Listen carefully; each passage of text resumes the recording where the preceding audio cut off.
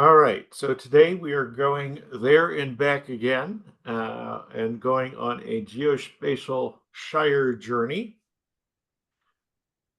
So, um, the way that this presentation will go is that we'll talk about how to bring in new geospatial data into the Shire. We'll talk a little bit about the types of geospatial data that exist and how people work with them, and also how to get that the process data back out of the Shire. Now, the Shire itself deserves a little discussion. It's a fairly new project, environment under development still to some degree. It is operational. There's just a few things that need to be sort of filled in, and features are still being added. So within the Shire, you have these private virtual environments. So you have a virtual machine. Um, you will have a shared drive that is linked between the private virtual machines on the project. And then there will be a private cloud, which could have Databricks compute on it. That could be used jointly across the members of the project. And this is also connected to something called the Nexus, where there are various software packages and applications available. So the private virtual machine will come with a number of the standard applications pre-installed, a number of standard libraries pre-installed, and additional ones are available for download within this private environment via the Nexus repository. So that's what the Shire is. It's a secure health informatics research environment. And it is private and gated because health data in general can't go out of the system into somewhere insecure. So we want to be very conscious of controlling the security and privacy of this data. So most of the things that you will need to do your project in the Shire are going to go in there during initial setup. So again, typical software will be loaded onto the virtual machines.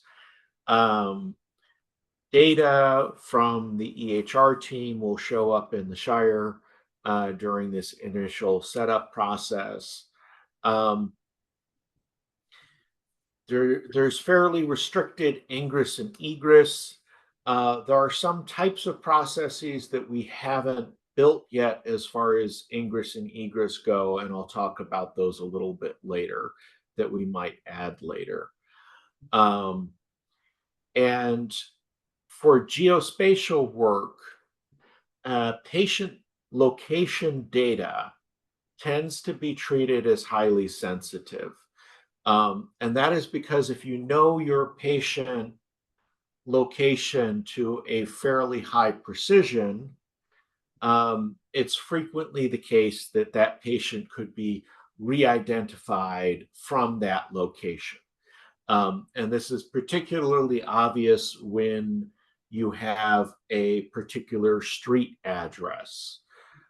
So if you are looking at 921 Caswell Road, you have a pretty good idea of who the perhaps 3 to 5 people living at that address are.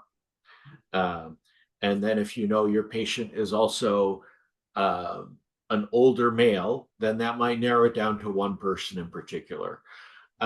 So when you're looking at re-identification of patients from row-wise data, it becomes a quite sensitive privacy issue. So exact locations are certainly considered private health information. And in general, anything that's more granular than the county level tends to be subject to scrutiny and policy. Um, and this, in some ways, is a fairly arbitrary line because counties, the scale of a county, both in terms of geographic size and in terms of population, varies quite substantially across the country. Some states have quite large counties as a general rule, such as California. Um, Los Angeles County is a very anonymized location. Um, some some states have very small counties. North Carolina has relatively small counties. There's 100 counties in a medium-sized state. So the average population per county in North Carolina is relatively small. And when you're looking at, in general, when you're looking at census tracts and zip codes, and you're looking at something that's relatively rare, the thought quite reasonably is that could be potentially non-anonymous or less anonymous. So small n tends to be very sensitive. Small n in one location is generally sensitive. Anything finer than county lines, that tends to be designated private health information if it's linked to an individual. So that's kind of a standard to keep in mind when thinking about how the ingress and egress are restricted. What you're going to be able to take out again is aggregated data for the most part. So the first way to get things into the Shire, you go into the Shire, you start trying to work with your data, you discover you need some particular package or library. And packages and libraries may help you do some computation.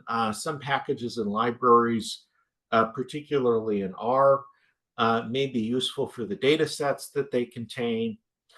And we have a process for that. We have a process for bringing in software packages. And in particular, if you have an R package or a Python package, this is very straightforward. And that is the main expected use of this portal. So there's a portal. I could have included a full link here. The easiest way to get to it is to go to the UNC Healthcare ServiceNow website, which is the link, a typable link below. And then you'll find a search box. Type SHIRE into the search box, and you'll get to the actual link to the software approval request system. There is a queue. It's set up. It should generally be a straightforward way of bringing in the software packages that you need to do your analysis. They will go through security review. If you pick something that's updated every 5 years and has a questionable maintainer whose the provenance is unknown, you might get a security denial. So that is a potential issue. Think about using packages that are either well vetted or can be well vetted, which is good practice in general, but it will be enforced by this process. Once you have gotten this package in or this piece of software, how you're going to find where it is you can look in the Nexus. Now, if you have R installed on your virtual machine or RStudio or Jupyter notebooks or Visual Studio, you should be able to simply connect and download the packages through the Nexus. And the same thing also is true through Databricks. Databricks can talk to this Nexus.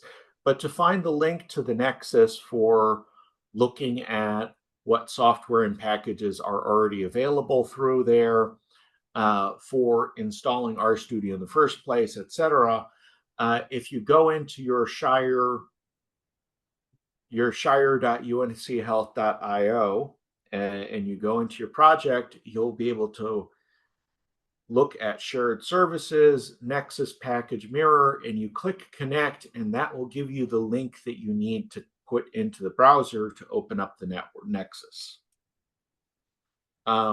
So if you have something that you need and it is packaged up, for example, in a Python library, this is the way you get it into the Shire.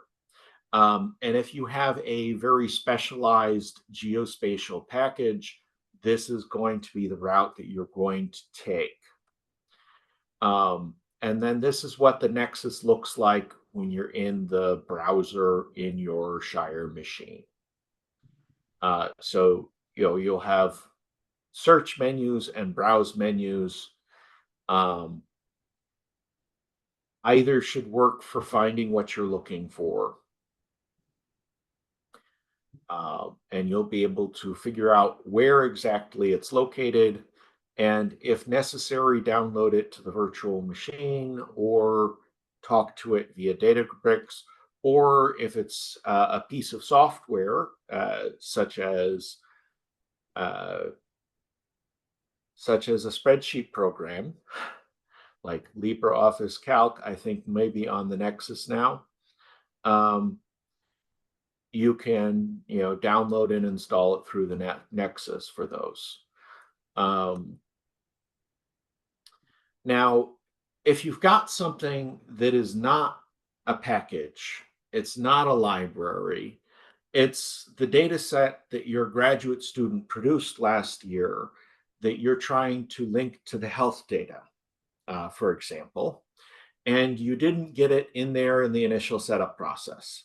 Well, for that, we have an airlock system for bringing anything you want into the Shire. This again goes through a security approval process. There is an approval queue for the airlock in both directions. And you'll find the airlock again on your Shire page. So just below the shared services tab, there is an airlock button, and you click on the airlock, you click on new request. New requests come both in import and export varieties. We'll talk about export later. In general, if you have data that you want to bring into Shire, data is not a sensitive ingress issue for security. Bringing in software code or executable can be a security issue. We don't want somebody installing something that will test the security settings of the Shire. And so in general, if you're going to do bring in software, bring it in through the Nexus route. That would be the expected route for bringing in software. If you're bringing in code that's not packaged up, this would kind of be where you'd have to do it. And hopefully that is code that you wrote, and then it will be easy to security inspect. But if it's a custom data set, and a lot of geospatial work will involve custom data sets, a custom data set is not something that's going to be too difficult to approve bringing into the Shire. So once you've got your material into the Shire, there are a number of core core functional geospatial libraries, which we have added to the SHIRE software package list. And I'll talk a little bit, geospatial data tends to come in a few different formats, most commonly shaped files. There's also a KML format, which is similar to XML. And then there is a GeoJSON format, which is JSON based. And it may be helpful for you to do type conversions between those file formats outside of this SHIRE. Now, the main library, go-to library for spatial manipulation in R is the SF library. And most custom geospatial libraries on R will rely on SF. For Python, similarly, the main typical library for geospatial work is GeoPandas, which is a fairly similar library. It tends to be it is based on Shapely, which is then used by the few non-GeoPandas dependent Python libraries. For Spark in particular, so these are, the above two, libraries are fairly old projects. They've been around for a while. They're not really designed for multi-core distributed work. Apache Sedona, which is available both in SF and Python versions, and if it's not fully available in SHIRE at this day, it should be soon. It's in the queue. And you can use that both with PySpark, and you can use it with Sparkler, and we'll talk about that a little bit. Another thing that's a consideration is that your geospatial data is going to use some kind of coordinate system, some kind of geometry. And most geometries have relatively straightforward methods to them, but we'll talk about those in a little bit more detail in a minute. But I, sort of highlight here the main working ones that we're aware of at present. We're trying to make sure that we can use SF, GeoPandas, and Apache Sedona. And so SF, in general, my experience on the SHIRE thus far is that SF is not one of the libraries that was installed in the R installation by default as a base R package. But if you point your install to the Nexus mirror and type install.packages SF, it will work on the virtual machine. You just install it through Nexus. Support for this in Databricks is a little bit more complicated, and what I can say, I got another email in my box about this recently. What I can say is that it is a priority and it's being worked on. It's not quite there yet. The thing that's complicated is that SF depends on the GDAL library. And it utilizes the GDAL library, and you can try to work around that if you're doing development level work. And you can work around that requirement with admin access.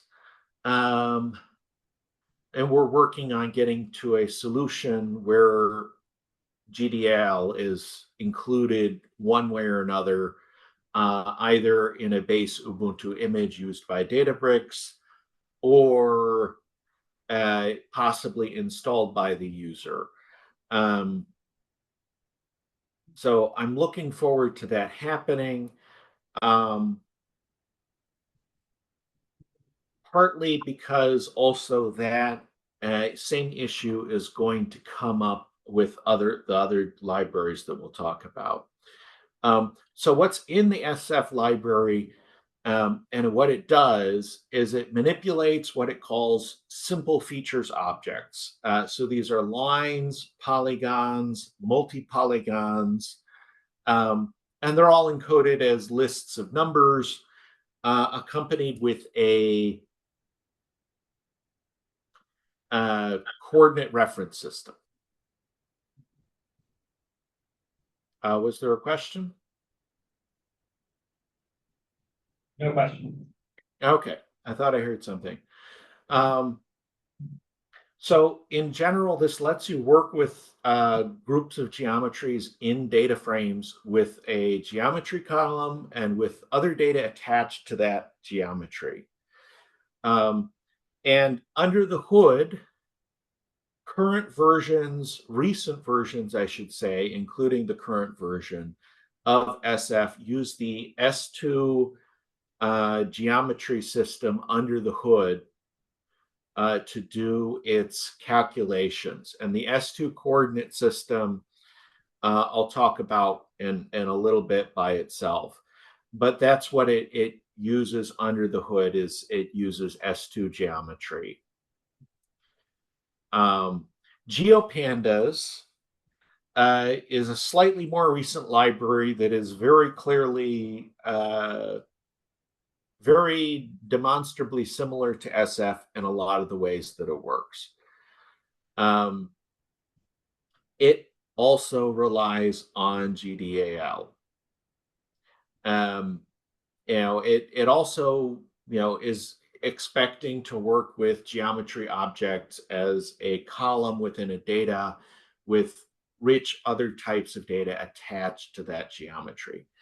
Unlike SF, it supports having multiple geometry columns in the same data frame, which can be nice. I have run into that limitation with SF, and it gets annoying dealing with it within SF. Now, again, so when you're using SF, you currently can use SF locally using RStudio installed through Nexus. You should also see Visual Studio Code, Visual Studio, and Jupyter Notebooks. I think those are installed by default on SHIRE VMs, but if it's not visible in your program list in the SHIRE VM, you can install those. And then you should be able to run Python within your Jupyter Notebook or within your Visual Studio IDE or your Visual VS Code IDE. At present, because of the GDAL issue, you probably cannot run GeoPandas successfully in Databricks, not until we fix it. It will be coming soon. We will have a solution hopefully soon for this. Apache Sedona is noteworthy in a couple of ways. So Apache is the outfit that developed Spark. And Spark is one of our main motives for using Databricks within the Shire. So Spark is a distributed computing system. It lets you strongly parallelize your tasks and therefore get a lot of computation done in a great hurry. Apache Sedona is designed to actually take full advantage of that. If you're running a very lengthy, very complicated SF job on Databricks, it is not going to leverage Spark. It's going to chug along in a very similar way to how your virtual machine will chug along. So you're not going to save time via Spark with GeoPandas or SF just because they are not built from the ground up to take advantage of Spark. Apache Sedona is. This is the solution that I recommend for doing particularly computationally intense um, geographic computation. Um, that said, there is also a GDL library issue that comes up with Apache Sedona. So there may be a little bit of a rough takeoff for this as well, but it is supported for use with both PySpark on the Python side and Sparkler on the R side. And then the last thing to note about Apache Sedona is that the Apache development team has decided that shape files, which broadly speaking are the most popular way of storing geographic data, and the easiest format to find census data in, for example, that shape files are terrible and must die. So Apache Sedona has the capacity to read shape files, but it deliberately does not have the capacity to write them. So once you're putting data out of Apache Sedona, expect that you will have to put it out in GeoJSON, lat CSV, or some other format rather than the shapefile format. And this isn't necessarily a large issue, but it is something that you should be aware of as you're thinking of using it as a geospatial tool that should be highly effective, because people are used to shape files. So just be aware of that. If you really love shape files, you can go take your output from Apache Sedona that's all nicely processed quickly and efficiently with Spark, write it to a GeoJSON, and then convert your GeoJSON back to a shapefile using something that isn't Apache Sedona, such as SF or GeoPandas. So that's something to be aware of. Again, the Databricks, as to the best of my knowledge, the Databricks end of things, we're still working with this GDAL library issue, and that is probably blocking Apache Sedona as well, to the best of my ability to try and run tests. And then I'm going to talk just briefly about census data, because this is another sort of in progress front. One of the things that is conceptually approved but not yet implemented is making census shape files available within SHIRE, because the way that people usually work with census shape files is that they download them in large batches through the census API, and we don't want to just open up a download path in the SHIRE pointing to the census for that reason. And the types of shape files that people want, there's a significant number of possible different shape files, but most of them would be included in a block level shape file, a block group shape file, a tract shape file, so on and so forth. There's a relatively finite number of national level shape file collections that could be put on the SHIRE and then downloaded as needed to specific virtual machines from somewhere central, possibly the Nexus. And I will say, from the work that I did within the SHIRE trying to do geospatial work, one of the most annoyingly intractable ones was trying to get SHIRE, get the tract level files into the SHIRE. And we don't want to repetitively import the same useful data through the airlock system over and over again if it's going to be a common request. So that is one thing that we might consider spinning up. I've been talking with Emily about this, is that we may want a process for getting a useful data set uploaded into the SHIRE, places where other researchers can get at it. Because this is also something that it's something that's useful for public data sets like census shapefiles. But it's also something that geospatial researchers want to do. So you come up with your custom geospatial data set, you have an idea, you want to use a linkage to the health system, and you want to do research having linked this geospatial data to patients. Well, many geospatial researchers that work with geospatial data, if they're environmental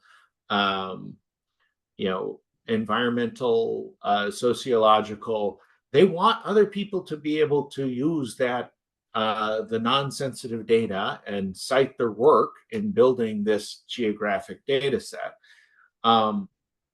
So we're thinking about a process for that, where something that is a data set, really, rather than a software package, might be made commonly available across the SHIRE. I wanted to talk just briefly about the coordinate systems that you can be trying to use for geospatial work. The first and most basic coordinate system is latitude and longitude.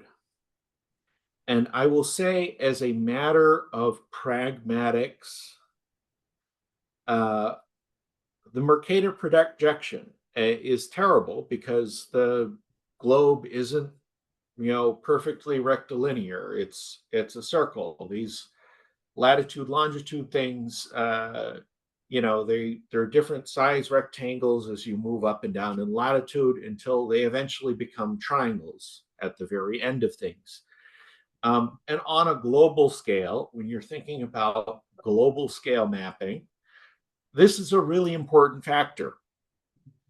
On the other hand, if you are working in, say, data that's limited to North Carolina, data that's limited to Tennessee, data that's collected within Rhode Island, if you're working within the scale of a single state within the United States, or even in most cases around the world, an entire country like Germany or Ethiopia, if you're working on these scales that people are likely to work on when they're working with health data, in our case, particularly the scale of North Carolina or a subset of North Carolina, this nonlinearity doesn't matter.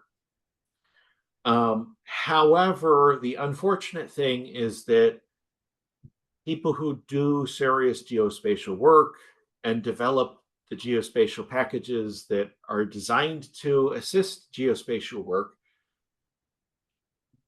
they don't limit themselves to that scale, and they want the software to work at that scale. So you're going to work with these coordinate systems that are a little more sophisticated and a little more complicated.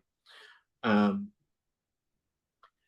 I'll talk about two of these. So one of them is the S2 coordinate system. And this is based on squishing the globe into a cube, approximating it as a cube, and then taking each one of those cubic faces and running a Hilbert curve along it. And the Hilbert curve is a has a sort of fractal representation. So you can build this level of Hilbert curve, and then you can build the next level of Hilbert curve inside of it. The indices will line up. So this provides you with a natural geographic hierarchy of indexing where it's easy to go from here's my scale 4 square to here's my scale 2 square. Because the scale 2 squares index number will be the start of the scale 4 index number. So as you go through these finer scales, you need a longer identifier, but you have a hierarchy of representation, similar to how in the census you have a hierarchy where there's the whole United States, there's regions, there's divisions within those regions, states, counties are always contained within states, census tracts are always contained within counties, block groups within census tracts, and then blocks within block groups. So that hierarchy lets you work with things easily. And S2 also has the hierarchy. S2 is, as I mentioned early, the default underlying geometric representation used by SF. So S2 is built into the SF library. Another one that is more recent, developed by Uber, is the H3 coordinate system. And this uses a hex grid with a total of 12 pentagons across the world. That particular representation being based on a truncated icosahedron. So you can take an icosahedron that's like a 20-sided shape. If you're familiar with Dungeons and Dragons, that's the shape of the D20. You can squish the corners in. Each one of the corners that gets squished in will become a pentagon. And then the triangular faces of that 20-sided die become hexagons. And then you can actually break it down further, building what's known as a buckyball after Buckminster Fullerene, by basically expanding the number of hexagons. 3 hexagons makes up as much of a triangle as 1 hexagon. Can go, 6 hexagons also is so you keep building up finer and finer layers.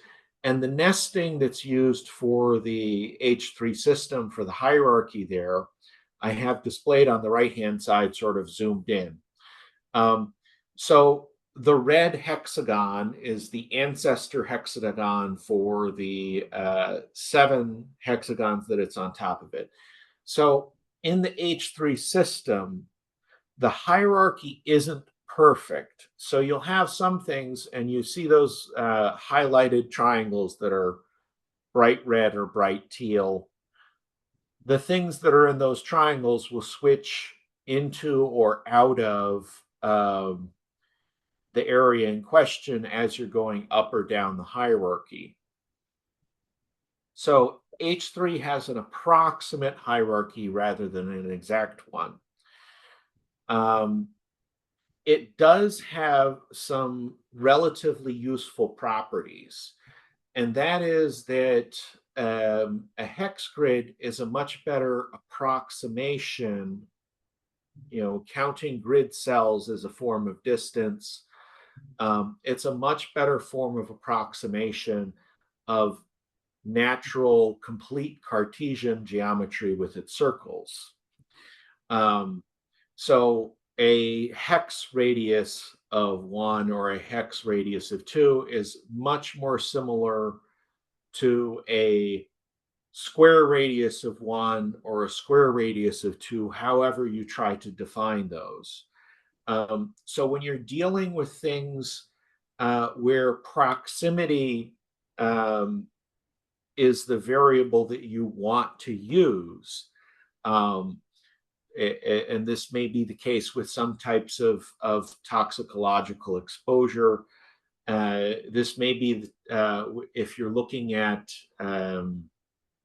trying to estimate, what's the closest service center to this patient, and therefore probably which one they went to. Something like hex geometry is easier to work with as a discretized version of geometry that's okay for reasonable precision. And then in a number of cases, you're never really going to want to drop down to a grid. You may want to stay in the format that the data gives you, even if the shapes are ugly. So sometimes you just want to work with the data in the coordinate system it lives in the geometry that it lives in. Question?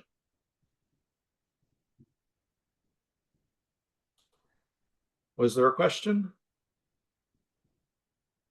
I don't think so. Sorry, I thought I heard something. Okay. I think I need to reshare the screen.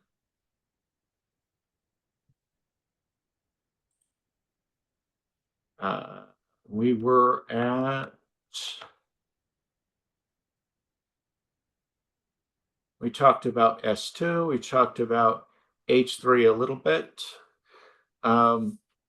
Yeah, so what's there in the middle is a map of the census tracts in North Carolina. And you can see that it looks really ugly from a geometric perspective. So if you wanted to think about, hey, are my patients in a census tract that's near this other thing? Are they in a census tract that is near this hospital? Are they in a census tract that is near this power plant? Census tract geography is not very good for that. And that's one of those types of situations where you might consider using H3 as a better approximation of a granular discrete location that would correspond more closely to distance. On the other hand, if you're trying to divide up your population into packets that are of crudely comparable size, census tracts actually work fairly well for that, because the census tends to split up tracts with high population. So the tracts tend to be a lot more similar in population to each other than counties are. And blocks tend to be similar in population to each other, relatively speaking.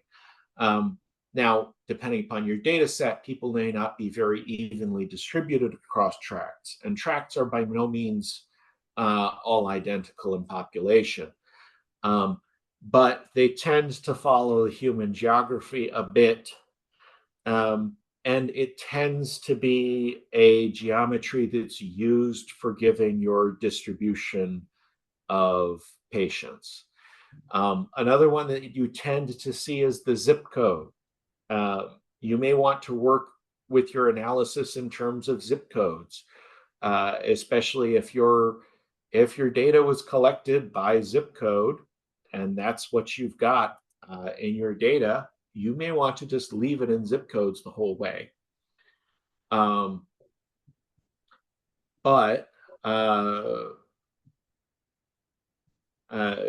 to map that right now, you want to work in your virtual machine, either with GeoPandas or the SF library when you're plotting things within the SHIRE.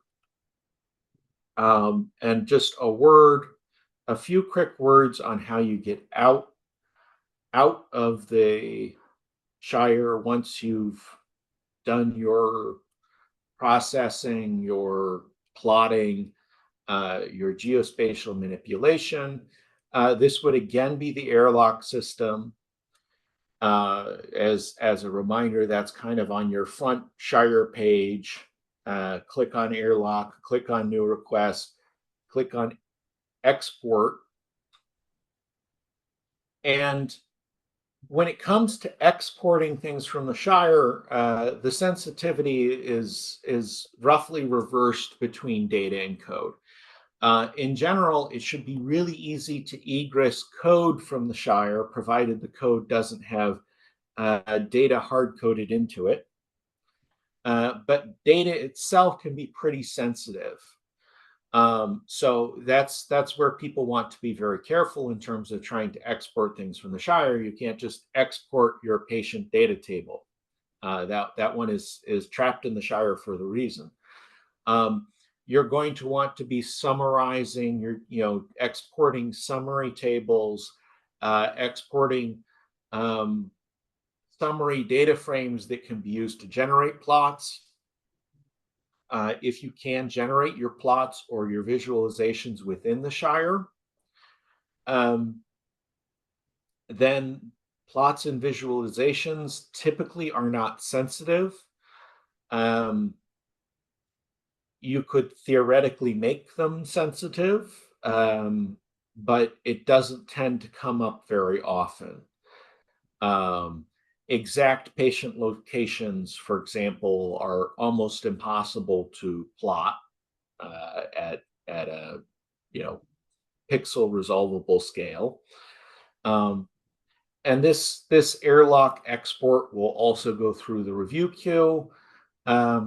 Once it goes through the review queue, you will be able to find it in the airlock under your requests tab. And in that entry, once you see it marked as approved, you will have a couple of pieces of information that would let you download it. So one is a URL that you can copy and paste into Azure Storage Manager, which is actually how I got out this particular zip file. And you also get a command line interface command on the other tab there that you can export. And just kind of here's the overall recap of what I've gone through. Now, I've talked about how to get things inside of the SHIRE, which for packages and libraries, you're putting them into the Nexus through a package request system. For custom data, you would be mostly ingressing that through the airlock system. If you're working with geospatial data in the SHIRE, since the main programming languages we're supporting are R and Python, and then the Spark versions of that, we can expect that you would use SF or GeoPandas most typically. There are some options for working directly with the S2 and H3 libraries. On Databricks, once we get our requests through and get things sort of opened up there, then you should be able to use Apache Sedona in the future for high power Spark processing of geospatial sorts of things. And then to get data back out of the SHIRE at the end of the day, you've got your geospatial data, and now you've got your results attached to it that came from attaching patient data to your geospatial data. You should get those geospatial results back out through the airlock system. And that is the complete slideshow, and we are ready for questions and discussion.